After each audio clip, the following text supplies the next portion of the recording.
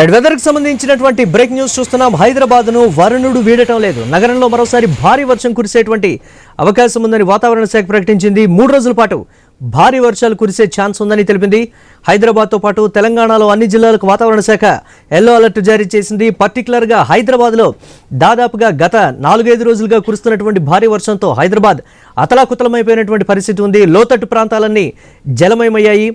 సాక్షాత్తు ముఖ్యమంత్రి రేవంత్ రెడ్డి కొన్ని ప్రాంతాల్లో పర్యటించి అధికారులకు పలు సూచనలు చేసినటువంటి పరిస్థితి ఉంది. జీహెచ్ఎంసీ గత 2-3 రోజులుగా ఎప్పటికప్పుడు హెచ్చరికలు జారీ చేస్తోంది. అత్యవసరమైతే తప్ప ఎవరిని కూడా బయటకు రావద్దని హెచ్చరిస్తూ వస్తున్నటువంటి పరిస్థితి ఉంది. ఈ నేపథ్యంలో భారీగా ట్రాఫిక్ జామ్ అవుతున్నటువంటి సిచ్యువేషన్.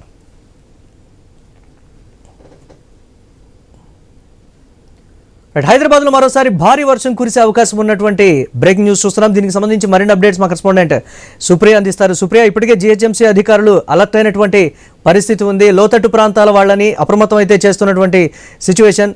ఏం చెప్తుంది జీహెచ్ఎంసీ దీనికి సంబంధించి? వెదర్ అప్డేట్స్ ఏంటి?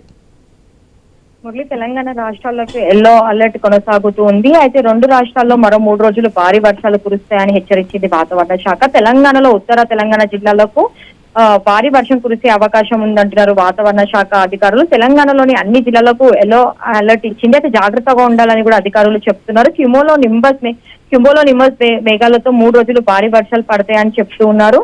ముఖ్యంగా హైదరాబాద్ తో పాటు ఉత్తర తెలంగాణకు భారీ వర్షం సూచన ఉంది. అయితే ఈ నెల 13వ వారికి బంగాళాఖాతంలో మరో అల్పపీడనం ఏర్పడనుంది.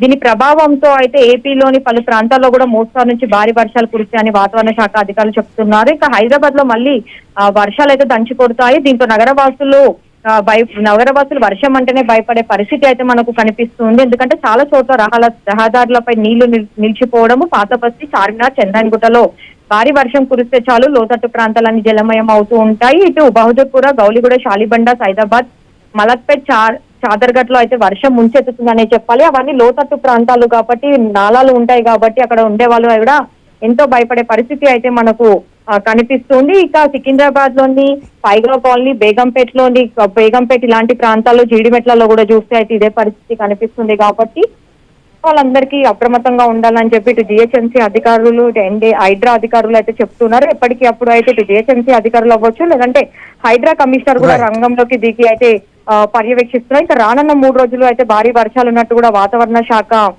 చెప్తూ ఉంది. అవసరమైతే బయటికి రావాలి, అనవసరంగా బయటికి రావద్దని కూడా వాళ్ళు హెచ్చరిస్తున్నారు. Right, thanks for update Supriya.